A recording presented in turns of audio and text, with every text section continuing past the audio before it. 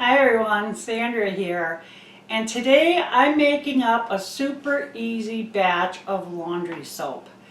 Now I know a lot of you make your own laundry soap, and I've been doing it for years too. And in fact, I think there's a really old video on my channel somewhere of me making a batch. I'm thinking that video is probably at least 4 years old, and I still had kids at home and raising a lot of animals and stuff like that, and we had a lot of dirty laundry. Well, my circumstances are different now, but I still have to do laundry. But anyhow, over the years I have found a lot of different recipes, tried a lot of different recipes, but I have found that you really don't need a lot. You really don't. You only need really 2 ingredients to make a decent laundry soap. And that is borax and Vail's naphtha soap. Vail's naphtha, in my opinion, is probably the best laundry soap you can get. It is fabulous on stains, and it really does help to brighten your whites and your colors, and it's just a really good laundry soap. So what I do is I take a bar and I grind it up in here. This is just something I got at a yard sale quite some time ago, and all it does is like grate or grind, so I keep it just for the laundry soap. But anyhow, let me state first though, if you unwrap your bar of soap and let it dry out somewhat, it will grind up better for you. But if you don't have one of these, I used to just use a box grater. So go ahead and do that, and here you go. Here's what you got. And then we're going to take our borax here. First I like to spread it out, so we're just going to put a couple of handfuls in there. And I'm going to use 4 cups of borax. This is a 2-cup measure. So we'll get that in there. Then we'll put the rest of our soap. My grandma used to use Vail's naphtha. It's been around a really long time, just like borax has. And some of the old ways, they still work great. I don't want to make a mess here. So then we'll put the rest of this in.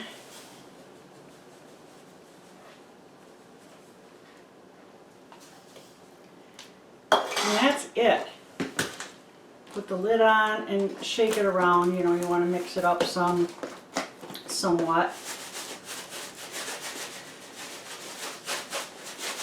And then when I'm doing laundry, I'll show you how much I use. This is a coffee scoop. 1 to 2 of these, and that's it. Just depends on the size of your load and how dirty your clothes are. But if you prefer a laundry liquid soap, a liquid laundry soap, I'll show you how to do that. This container right here is about 1.5 quarts of soap. Now you can double, triple, quadruple this recipe if you want, perfectly fine. I don't use a lot, so this is why I have a smaller container. But what I do is, this was, store-bought obviously, and I save the container, and I just fill it up, a little bit less than full, with plain water, and I put it on a pot on the stove. And I got that water warming up right now, and what we're going to do is add some of this. So let's head over there. Okay, this water's steaming, it's good and hot. It's not boiling, I don't want it to boil. So I'm going to pour in about 1 cup of my dry mixture. And I'm going to stir it in. And basically what you're doing here is you're just getting the Vail's naphtha to melt. So if you see your mixture getting ready to boil, turn it down a little bit. Now this could take a few minutes. It just depends on how finely grated your soap is, and how dry it is. I mean, it's perfectly fine to use, you know, a brand new bar of soap, and if it's not really dried out or anything like that, go ahead. You don't have to, you know, let it sit for days and dry out if you really want or need to make laundry soap. I'm just saying, you know, if you think of it ahead of time, go ahead and do that. It'll make it a little easier, I think.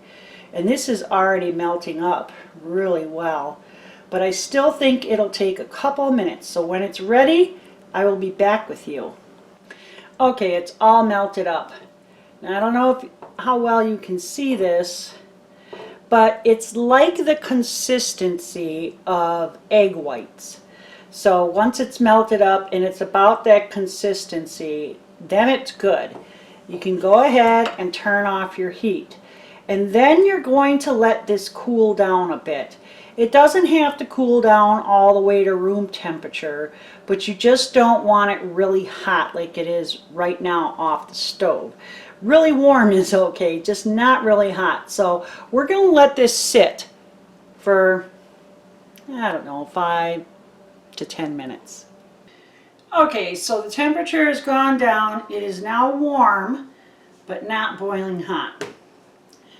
So we are going to get that into our container here. So I'm going to use a funnel, and you're just going to pour it in.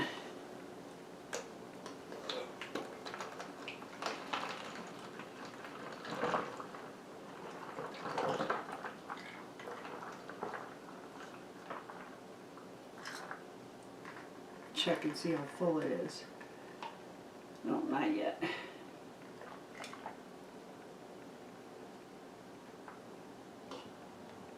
Oops, dripping it on the counter. Gonna have a clean counter.